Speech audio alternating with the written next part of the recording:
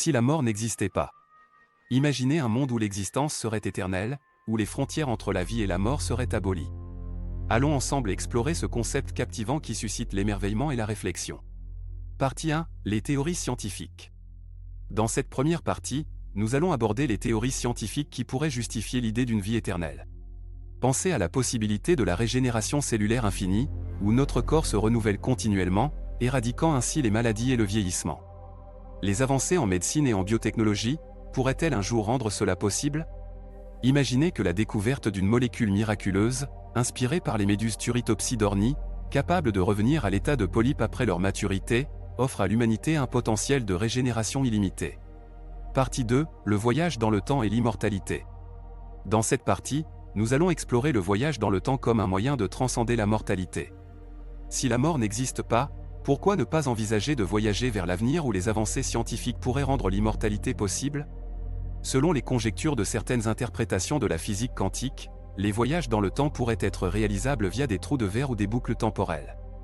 Comme l'a dit Albert Einstein, le temps est une illusion. Partie 3. La conscience et l'évolution spirituelle. Cette partie abordera des questions plus philosophiques et métaphysiques. Si la mort n'est pas un obstacle, comment notre perception de la vie et de la conscience évoluerait-elle? Certains pensent que l'évolution spirituelle pourrait être la clé, que l'expansion de notre conscience nous permettrait de transcender notre existence physique et de nous connecter à un niveau plus profond avec l'univers. On peut imaginer que les expériences de mort imminente ou les pratiques méditatives approfondies offrent des indices sur cette évolution spirituelle potentielle. Partie 4. L'impact sur la société et l'humanité.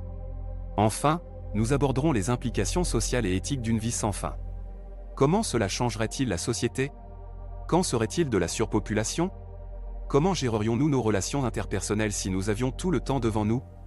Peut-être que la quête de connaissances et de découvertes deviendrait la priorité de l'humanité, stimulant un âge d'or de la créativité et de la collaboration. Partie 5. L'illusion de la mort, transfert d'énergie et continuité de la conscience. Dans cette partie, nous allons plonger dans l'idée audacieuse que la mort pourrait n'être qu'une illusion, et que notre énergie vitale se perpétue d'une forme à une autre. Cette conception tire ses inspirations de concepts tels que la conservation de l'énergie et les expériences de mort imminente. Selon la loi de la conservation de l'énergie ne peut ni être créée ni détruite, mais seulement transformée d'une forme à une autre. En supposant que la conscience soit liée à une forme d'énergie, pourrait-elle continuer d'exister sous une autre forme après la mort du corps physique? Des personnes ayant vécu des expériences de mort imminente rapportent souvent des expériences hors du corps, où elles se sentent détachées de leur enveloppe charnelle. Certaines décrivent même avoir eu des perceptions accrues, une sensation d'amour inconditionnel et de lumière. Pourrait-il s'agir du passage de leur énergie vitale vers un autre état de conscience? La peur de la mort est profondément ancrée dans l'esprit humain.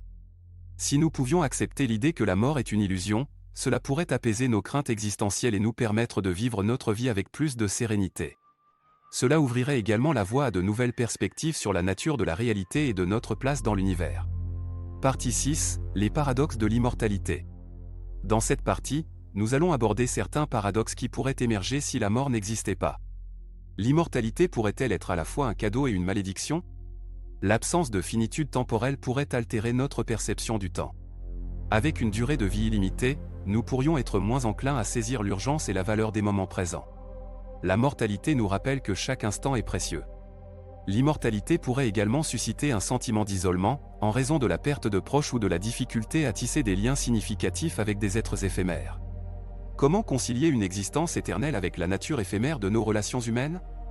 En somme, le concept d'une existence sans mort soulève un océan de possibilités.